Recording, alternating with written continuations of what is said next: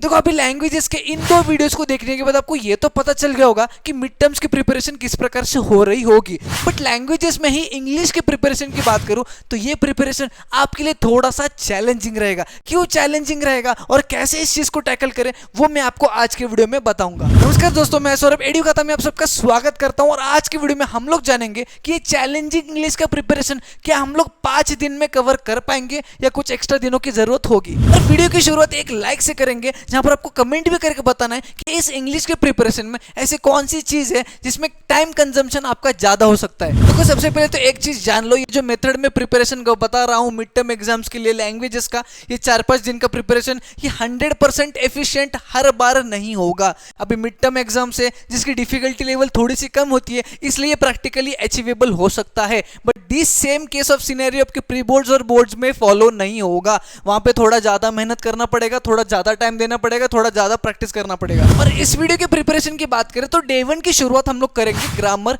And vocabulary के साथ। अब डे 1 की शुरुआत हम लोग ग्रामर एंड वोकैबुलरी के साथ क्यों कर रहे हैं वो भी मैं बताता हूं। अगर आप आपके इंग्लिश के पेपर फॉर्मेट को देखते हो, इंग्लिश के पेपर फॉर्मेट को एक बार ध्यान से देखते हो तो what you will get to know कि पूरे फॉर्मेट में, पूरे इंग्लिश के फॉर्मेट में ग्रामर एंड वोकैबुलरी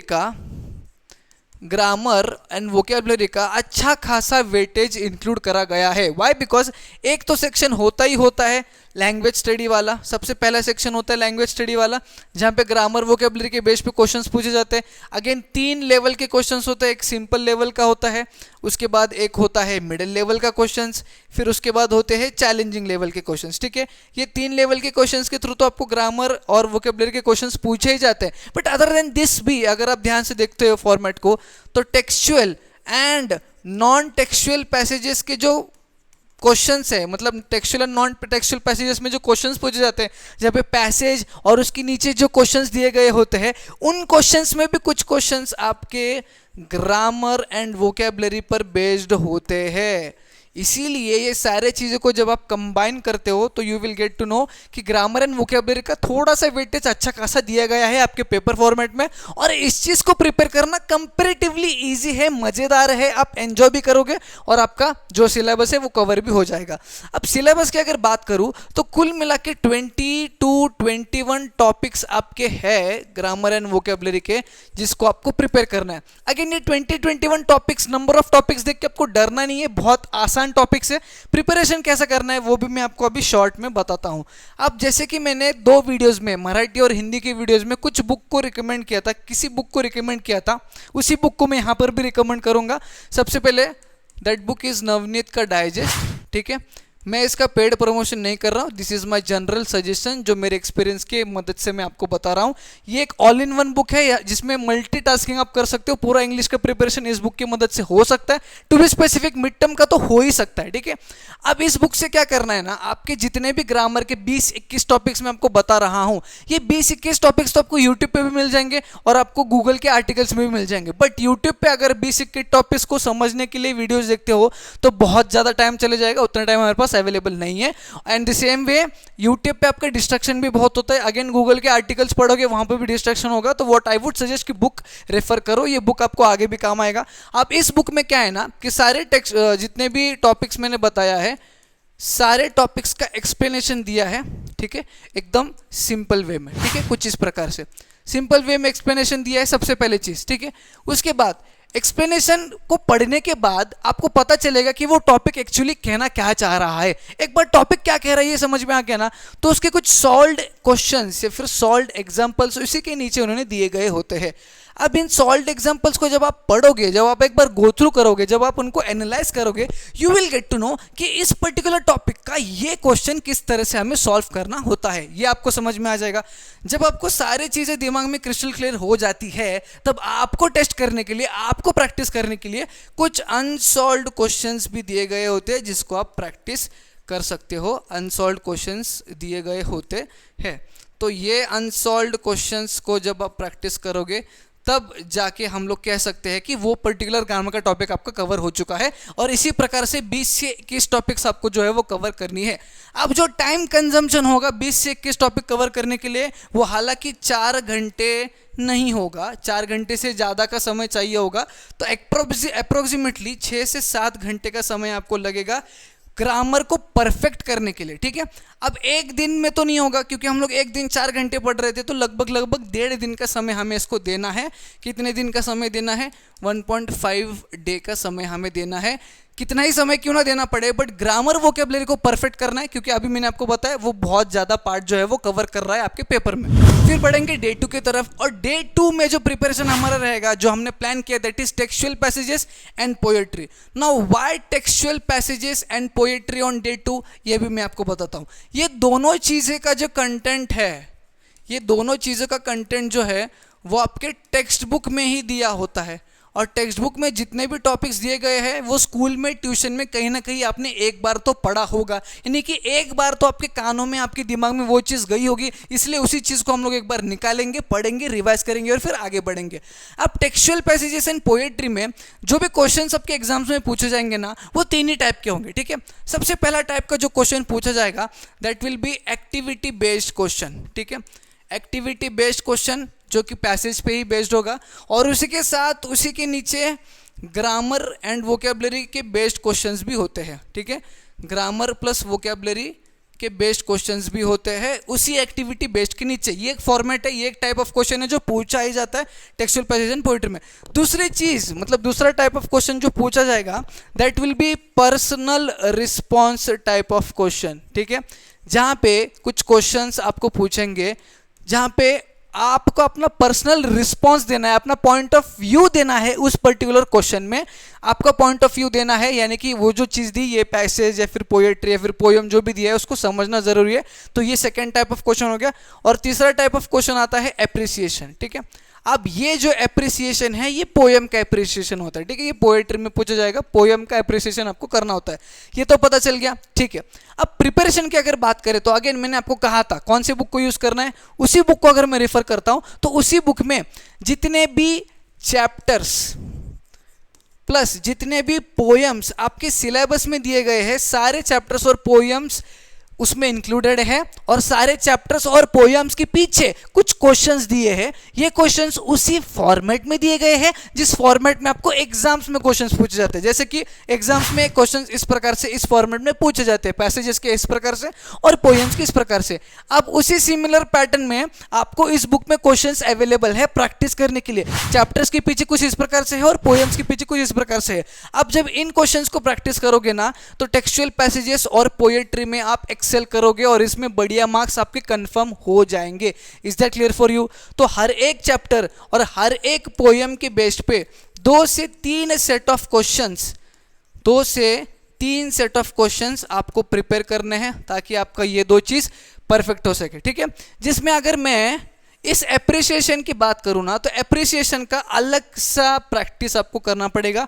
एप्रिसिएशन में सबसे पहले तो आपको उसका फॉर्मेट जानना जरूरी है, ठीक है, कि एप्रिसिएशन में कौन कौन सी चीज़ों को इंक्लूड करना होता है और जो चीज़ इंक्लूड कर रहे हो उसके कितने मार्क्स आपको मिलने वाले हैं। फॉर्मेट जानने के बाद एक बार सॉल्व एग्जाम्पल या फिर कोई सॉल्व एप्रिसिएशन को देख लेना। उसको देखने के बाद 2 से 3 एप्रिसिएशन खुद से फॉर्म करना, तो आपका एप्रिसिएशन डन हो जाएगा। अब पर्सनल रिस्पॉन्स की अगर मैं बात करूं, तो जो टेक्सचुअल पैसेजेस का पार्ट होता है जो पेपर में पूछा जाता है, या फिर जो पोयम का पार्ट आपके पेपर में पूछा जाता है, उसका एक्सप्लेनेशन आपके दिमाग में, उसका समरी आपके दिमाग में रहना चाहिए। तब जाके पर्सनल रिस्पॉन्स के क्वेश्चंस को आप ढंग से जो है वो अटेम्प्ट कर सकते हो। जिसके लिए इसी बुक में हर एक पोयम का समरी आपको अवेलेबल होता है। वो समरी समझने के बाद इस प्रकार के क्वेश्चन या फिर एप्रिसिएशन में आपको बहुत ज़्यादा मदद मिलने वाली है। अब ये जो पैसेजेस का सिलसिला चल रहा है, उसको कंटिन्यू करने के लिए डे 3 पे हम लोग पढ़ने वाले हैं नॉन टेक्सचुअल पैसेजेस, ठीक है। अब देखो, नॉन टेक्सचुअल पैसेजेस में 2 प्रकार के क्वेश्चंस पूछे जाएंगे। सबसे पहला रहेगा क्वेश्चन नंबर 4A एंड दूसरा रहेगा क्वेश्चन नंबर 4B, ठीक है। अब क्वेश्चन नंबर 4A की बात करूं तो ये रहेगा सेम एज टेक्सचुअल पैसेजेस वाला टाइप ऑफ क्वेश्चन, ठीक है। टेक्सचुअल पैसेजेस में जिस प्रकार से क्वेश्चन पूछे जा रहे थे ना, activity based on passage, grammar, vocabulary, personal response, same यहां पे रहेगा क्वेश्चन नंबर 4A। 4B की अगर बात करूं तो यहां पे आपको लिखना होता है समरी, यहाँ पे आपको लिखना होता है summary, same as appreciation. Poem का अप्रिसिएशन कर रहे थे पोइट्री में, यहाँ पे आपको समरी लिखना है एक पैसेज का। कौन से पैसेज का? वही पैसेज जो 4A में आपको दिया गया है। ये पैसेज जो दिया गया है उसका समरी आपको 4B में लिखना होता है। अगेन समरी का प्रिपरेशन करते समय उसका फॉर्मेट जानना बहुत ज़रूरी है।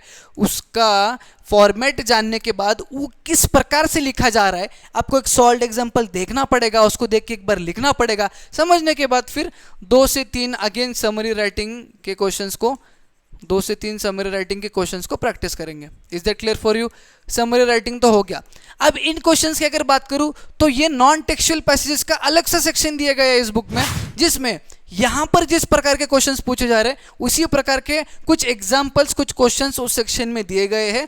अगेन इसके भी 3 से 4 सेट ऑफ क्वेश्चंस कर लेते हो तो नॉन टेक्सुअल भी आपका डन हो जाएगा, परफेक्ट हो जाएगा आपके मिड टर्म्स के लिए।